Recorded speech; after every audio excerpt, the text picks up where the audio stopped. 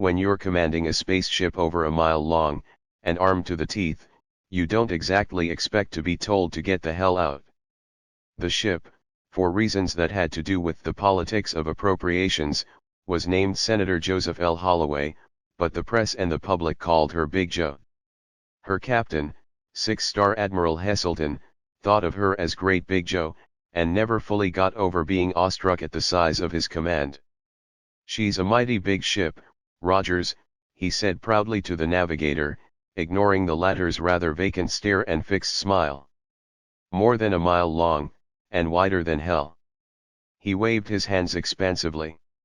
"She's never touched down on Earth, you know. Never will. Too big for that.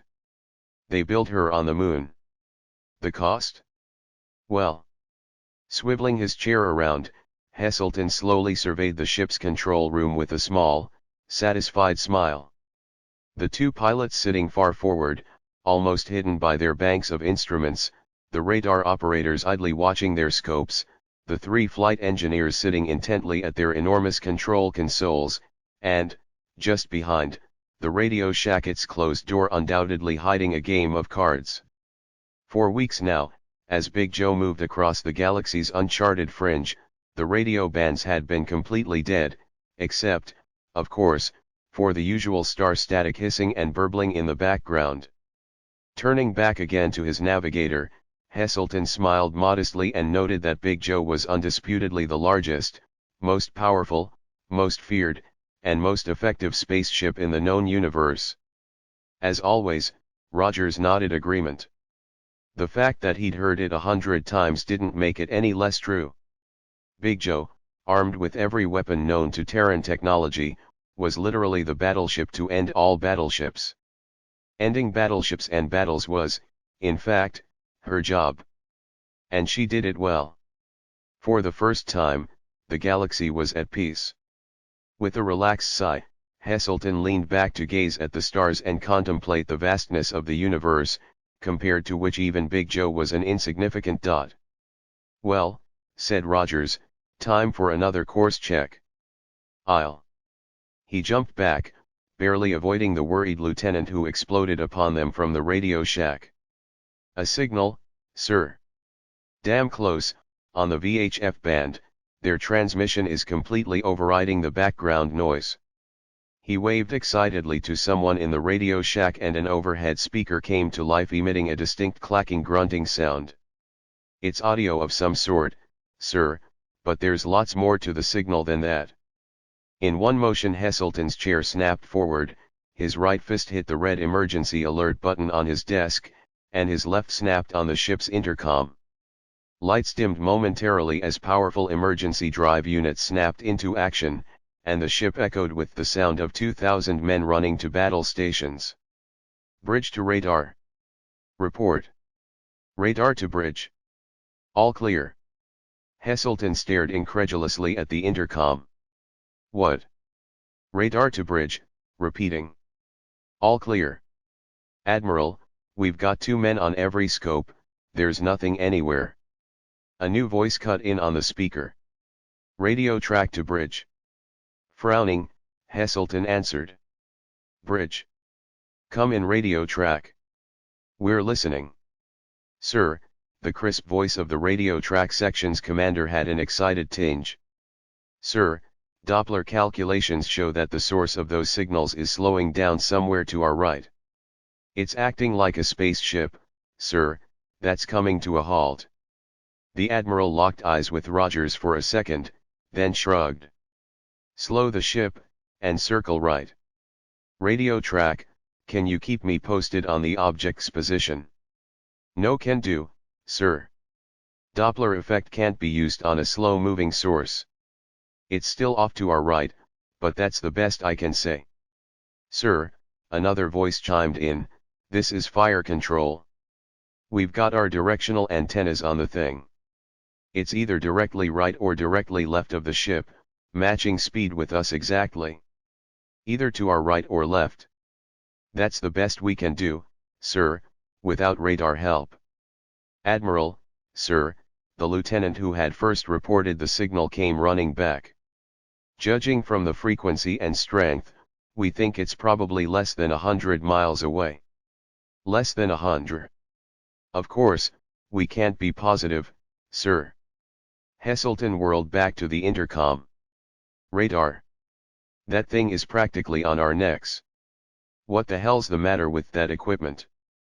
The radar commander's voice showed distinct signs of strain. Can't help it, Admiral.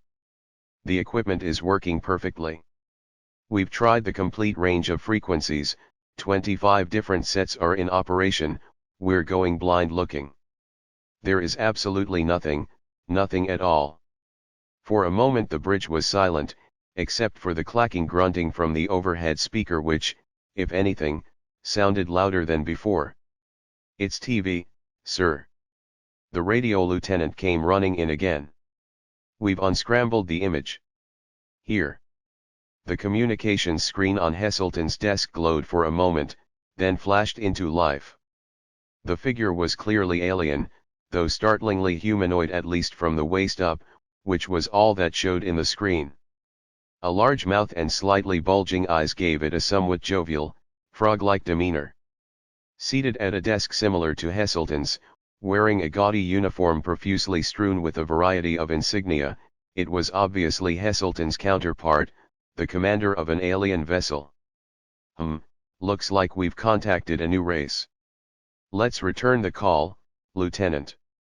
A tiny red light glowed beneath a miniature camera on Heselton's desk and almost at once the alien's face registered obvious satisfaction. It waved a six-fingered hand in an unorthodox, but friendly, greeting. Heselton waved back. The alien then pointed to his mouth, made several clacking grunting sounds, and moved a hand on his desk. The scene switched to another alien standing in front of what looked like a blackboard, with a piece of chalk in his hand. The meaning was clear. Lieutenant, have this transmission switched to the linguistics section. Maybe those guys can work some sort of language. The screen blanked out.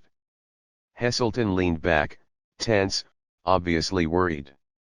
Hesitantly, he reached out and touched a button on the intercom. Astronomy. Professor, there's a ship right next door somewhere that should stand out like King Kong in a kindergarten. I know, Admiral. I've been listening to the intercom. Our optical equipment isn't designed for close-range work, but we've been doing the best we can, tried everything from infrared through ultraviolet. If there is a ship out there, I'm afraid it's invisible. Beads of sweat sprinkled Heselton's forehead. This is bad, Rogers. Mighty bad. Nervously, he walked across to the right of the bridge and stood, hands clasped behind his back, staring blankly out at blackness and the scattered stars. I know there is a ship out there, and I know that a ship simply can't be invisible, not to radar and optics. What makes you sure there is only one, sir? Heselton cracked his fists together. My God, Rogers, you're right. There might be. The intercom clacked. This is fire control again, sir. I think we've got something on the radiation detectors. Good work, what did you find?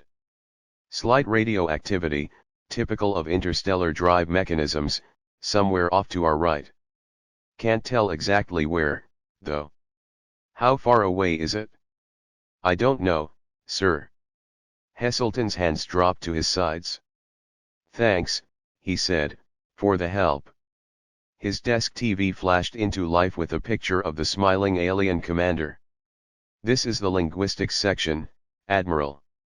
The aliens understand a fairly common galactic symbology. I believe we can translate simple messages for you now. Ask him where the hell he is, Heselton snapped without thinking, then instantly regretted it as the alien's face showed unmistakable surprise.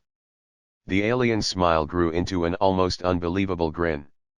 He turned sideways to speak to someone out of sight of the camera and suddenly burst into a series of roaring cackles. He's laughing, sir. The translator commented unnecessarily. The joke was strictly with the aliens. Heselton's face whitened in quick realization. Rogers. They didn't know that we can't see them. Look, sir. The navigator pointed to the TV screen, and a brilliantly clear image of Big Joe shimmering against the galaxy, lit by millions of stars. Every missile port, even the military numerals along her nose, were clearly visible. "They're rubbing it in, Rogers. Showing us what we look like to them." Heselton's face was chalk. "They could blast Big Joe apart, piece by piece, the most powerful ship in the galaxy." "Maybe," said Rogers, "the second most powerful." Without answering, Heselton turned and looked out again at empty space and millions of steady, unwinking stars. His mind formed an image of a huge, ethereal spaceship, missile ports open, weapons aimed directly at Big Joe. The speaker interrupted his nightmare. "This is fire control, Admiral. With your permission, I'll scatter a few C-bombs." Heselton leaped for the microphone. "Are you out of your mind? We haven't the slightest idea of the forces that guy has. We might be in the center of a whole blooming fleet. Ever think of that?" The alien's face, still smirking, appeared again on the screen. "He says," said the interpreter, "that he finds the presence of our armed ship very annoying." Heselton knew what he had to do. "Tell him," he said, swallowing hard, "that we apologize.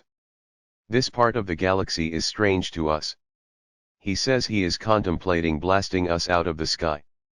Heselton said nothing, but he longed to reach out and throttle the grinning, alien face.